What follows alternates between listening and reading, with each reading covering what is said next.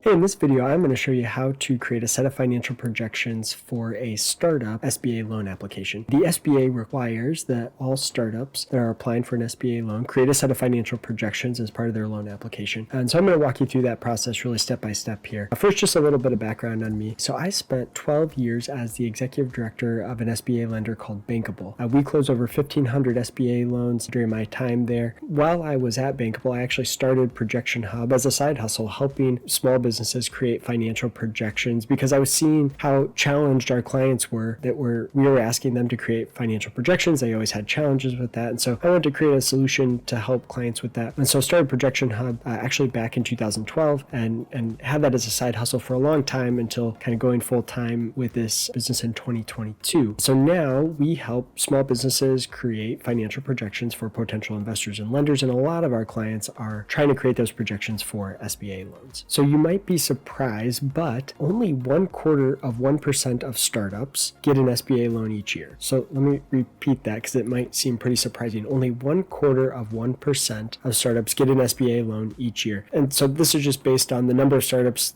new businesses that are created in the United States each year, and then the number of SBA loans, which is publicly available data that are made to startups. So it is quite rare. It's like about as rare as getting into Harvard or an Ivy League school to get an SBA loan for your startup. One of the big challenges that holds people back from being able to get a startup SBA loan is the financial projection process. I can't tell you how many times we were in loan committee and it was the projections that really left a bad taste in the loan committee's mouth. They were looking at them, they thought the numbers seemed unrealistic, they weren't based on data, and it just kind of scared away the lenders and the loan committee decision makers. So this is a really important part. I'm going to walk you through kind of the different steps here. So you got to understand your constraints as a business owner. You got to plan key assumptions. You got to do some research and market analysis. You need to build the financial projections, and then you need to review and prepare for the lender. So I'm going to walk you through all of those steps here. So the first thing is really just understanding your constraints. And a lot of times what I'll see clients do is they start with this dream business in mind. So they think, hey, I am going to start a restaurant and I have dreams of $1 million startup budget. And they go down this path in planning, they talk to a landlord, they find a space, they get really excited about it. And then they realize once they get into the SBA loan process that they're going to have significant equity or down payment to put into the deal, and they don't have that amount of cash. And so what I like to recommend is that you really start with understanding what kind of SBA loan you might be able to qualify for. So we've got a little calculator here. Okay, so the way I like to think about this is how much cash or liquid investment do you have available to invest into the business? Now, the SBA is going to require a 10% down payment as a bare minimum, but the SBA doesn't want you to invest your last dollar into the business. They want to make sure that you have some leftover savings. And so really the rule of thumb that I like to think about is at least a 20% kind of down payment, even though only half of that, the 10%, is probably what you're going to be required to invest into the business. The other 10%, your lender will want you to keep that in personal savings, kind of your rainy day fund. So let's just say you had $100,000, okay? So if you had $100,000 available, you take half of that, $50,000, that's your down payment. That means that you could do a project up to $500,000. So $50,000 would be your 10% equity investment, and you could borrow $450,000. Now that's the best case scenario. If you are in a risky industry, like a restaurant, for example, your lender may require you or ask you to invest more than the 10%. So again, this is just important to kind of understand your constraints, that your cash, your savings, that's really one of your largest constraints here. A couple other things to note: all owners that own 20% or more are going to need to personally guarantee the loan. If you have 25% equity in your home or higher, you're going to be required to pledge your home as collateral in most situations. And these have a credit score of 650 or higher. So these are some constraints that you need to understand kind of before you even go any farther than that, okay? Some other constraints are going to be, what's your personal financial situation look like? Do you have outside income? Does maybe your spouse work and provide outside income? Or are you going to need to take a paycheck from the business on day one? These are all things that are going to kind of play into what the lender is going to be willing to do. The next thing you're going to need to do is sit down and just think about the key assumptions for your business. So how are you going to find customers? How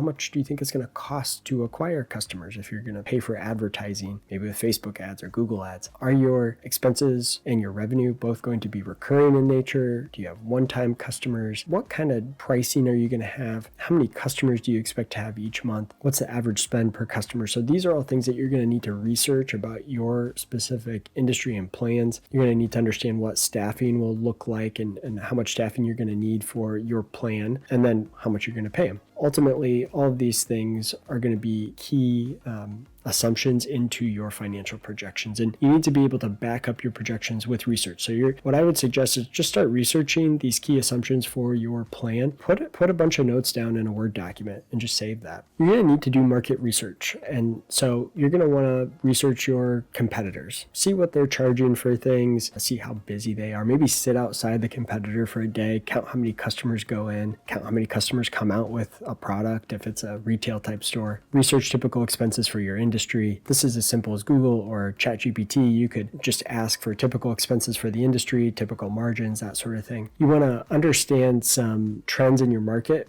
You can use some keyword search tools, and so I'm going to pull up Google Keyword Planner. So this is something I like to use. It is free if you have a Google AdWords account, which you can sign up for a Google AdWords account or Google Ads account for free, and then you will come to Tools and Keyword Planner. And then what you can do if you do this get search volume and forecast. So let's say I wanted to know coffee in Indianapolis.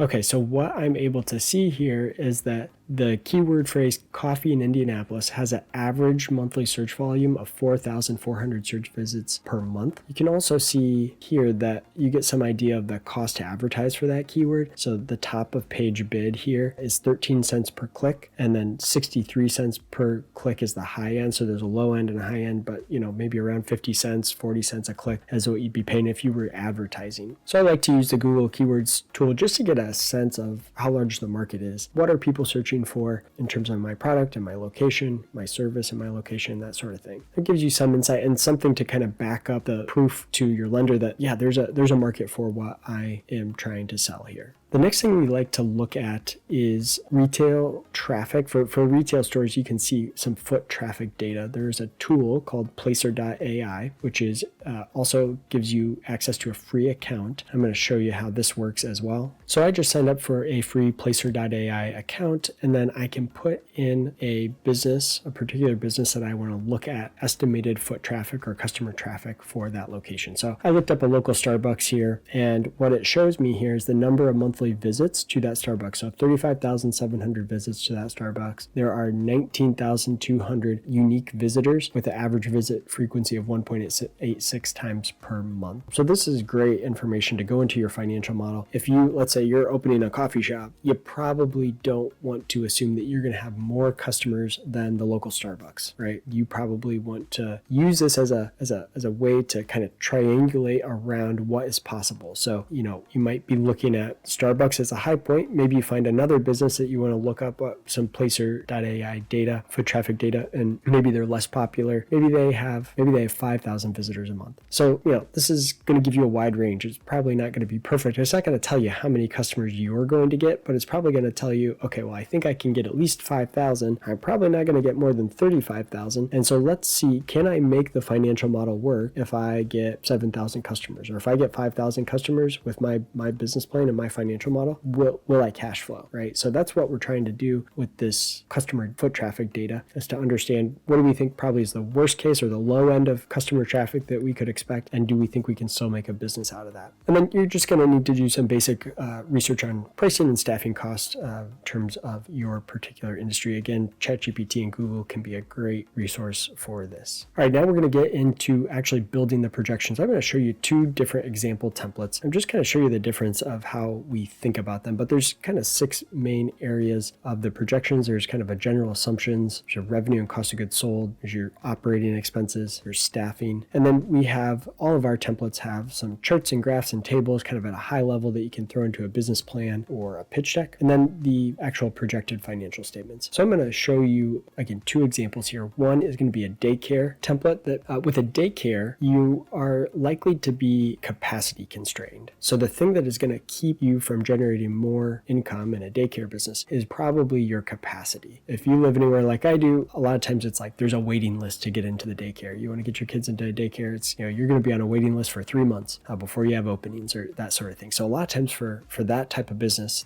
there are definitely certain types of businesses where it's a capacity constraint. There are other types of businesses where it's not capacity that's keeping you from generating more revenue. It's just lack of customers. So typically like a restaurant, you're probably not at 100% capacity all the time, right? So it's really just a matter of could we get more customers, and that's how we would generate more revenue. So I'm going to show you two different examples here. Okay, so here is our at a glance. This is kind of at the end of the process of creating the projections. You're going to get access to all these charts and tables and graphs. You're also going to get this 5-year income statement summary, 5-year cash flow summary, 5-year balance sheet summary, and then the income statement, cash flow, and balance sheet all broken down by month. So that's going to get you what you need for an SBA loan request. Now there are these blue tabs. All of our templates have these blue assumption tabs. We can input various assumptions like our equity investment, how much are we investing personally, what fixed assets or startup costs do we have, are we getting a loan here, what are the terms of the loan. And then on the revenue side, this is where we have capacity constraints. So what we're doing is kind of setting up our different categories of rooms that we might have at our daycare facility. And then we're setting up how many rooms do we have.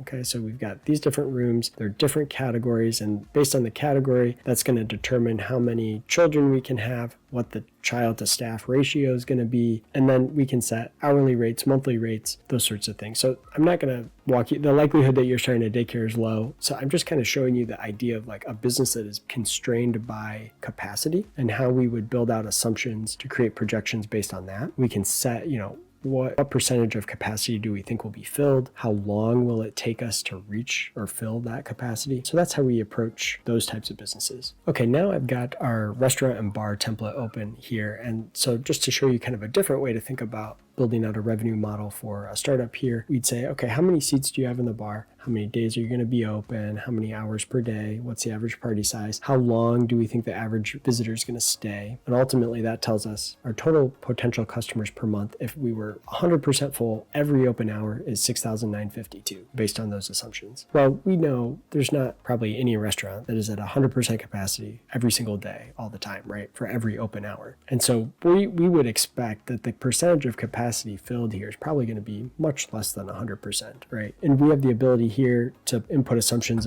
that follow a seasonal pattern. So if you think you might be busier in the summer or busier in the winter, depending on your business, you can set those kind of seasonal patterns. That's going to allow you to project the number of monthly customers. And this is where we're going to then kind of check back with that Placer.ai data and say, okay, we're projecting X amount of customers. Does that seem reasonable compared to what some of our competitors or similar businesses are seeing in terms of customer foot traffic? You're able to then, set product pricing. You can set how many items is each visitor going to buy of different types of items, right? And ultimately that's going to generate our revenue projections and our cost of goods sold projections. That ultimately all feeds into our projections to see, hey, are we cash flow positive? Are we making money? Can we support it with these assumptions in mind? Can we be cash flow positive? Now, what the SBA is going to be looking for is to make sure that the projections that you provide demonstrate positive cash flow. It doesn't have to be cash flow positive on day one. There can be a ramp up time and probably to be expected that there's a ramp up time in most businesses. And so what you'll want to do is always make sure that you go to the cash flow statement and you want to look at this monthly cash flow statement and you want to make sure that the cash at the beginning of the period, meaning the cash at the beginning of the month, never goes below zero. So just in very simple terms, you don't want to run out of cash, right? And then you want to see this line here, this net cash from operating activities. Over time, you want to see that you're generating positive cash flow from your operating activities. And then ultimately this net cash flow. So this is after your debt service because you've got some debt service for the loan payment. So your operating cash flow here in this example is $2,000, but you've got a $4,400 loan payment. So you have a net cash outflow this particular month of negative $2,400. But maybe by year 2, we reach a positive cash flow, becomes an ongoing positive cash flow, right? So that's what you're going to be looking for and need to make sure that you can back that up with assumptions that make some sense. In those projection templates, you'll have the opportunity to enter in your own staff positions, your operating expenses. Let me show you just real quick a couple of those tabs so you can get an idea. So here's an example of our operating expense tab. You can enter in certain expenses as a percentage of revenue. So for example, like transaction fees or credit card processing fees, maybe that should be entered in as a percentage of revenue. So we enter that in as 0.03 or 3% of total revenue. Other fixed expenses like rent, you can enter in as a fixed dollar amount here. And then as I mentioned, you can enter in salaried positions. So maybe you have a manager with a salary, they're getting some benefits, they're going to start in month 1. Maybe you have another salary supervisor that's going to start in month 19, for example. And you can set how many of those employees you have and an annual raise percentage. So once you are done filling out all those assumptions, you want to come back to this profit and loss at a glance here. And you want to kind of do a gut check and make sure that your net income percentage here makes sense based on your industry. And so what I typically do is a simple Google search and say, what's the average profit margin for my industry, whatever industry that is? And I want to see what that is and make sure that my profit margins here that I'm projecting are within reason for the industry. So let me pull that up as an example here. I have a profit margin between 3 and 10%. Right? So if I were to have a set of projections and the first year I'm starting a restaurant and the first year I'm showing 40% profit margins, that's going to be a major red flag to the lender, right? They're going to say, you don't know what you're doing. Nobody does 40% profit margins in this industry. And so we're just going to discredit all of your numbers here. We're not going to believe any of it. And so I really urge you to make sure that you kind of look at these percentages, make sure that they seem reasonable based on your industry. So at that point, you're reviewing your projections for accuracy. You're making sure your balance sheet actually balances, comparing to industry averages, looking at maybe different scenarios to see, what if sales were a little bit slower? Would we still be able to cash flow? And really writing down your assumptions. You've got the assumptions in the financial model, but you need to just put the key assumptions in writing. So if there are key assumptions like we expect our food cost to be 25% of revenue, we expect our labor cost to be 30% of revenue because that's in line with the industry average. Write that down. Those are kind of big key assumptions. If you want to put down how much your rent is going to be, how much you think it's going to cost to acquire a customer, how much you're going to spend on advertising. These are key assumptions that the lender is going to want to know. And then you're ready to present that to the lender. And so it's really, once you feel comfortable, and you should really make sure that you understand the projections and you can explain them. And so I urge you to study them, be ready to explain it, because if the lender asks you a question about your projections and you don't know the answer, that's also going to be a red flag. And so just make sure you understand the what and the why and the assumptions and back those up. And you're really going to impress your lenders if you can do that. So as I mentioned at the beginning, we have about 125 different industry-specific financial projection templates for all sorts of different industries, from trucking to daycares to salons to industry agnostic templates like existing business templates as well. But we have most of our templates are really kind of startup focused. So you can check those templates out on our website. You'll find a link in the description of the video below to our template library page so you can see all the different templates that we have. And also, as a thank you for sticking around to the very end, you can fill out a form. So there's going to be a link in the description of the video below to a form that will send you our most up-to-date coupon code as a thank you to you for sticking around to the end. And if you have any questions along the way, please reach out to us at support@projectionhub.com. And we'd be happy to try to help you through this process. If you need help filling the template out, we're here and able to help you with that. All right, I hope this has been helpful. If you found the video to be helpful and this whole process to be helpful, please like the video, subscribe to our channel. We're going to be producing more content like this to try to help folks as they are starting their business. All right, thanks.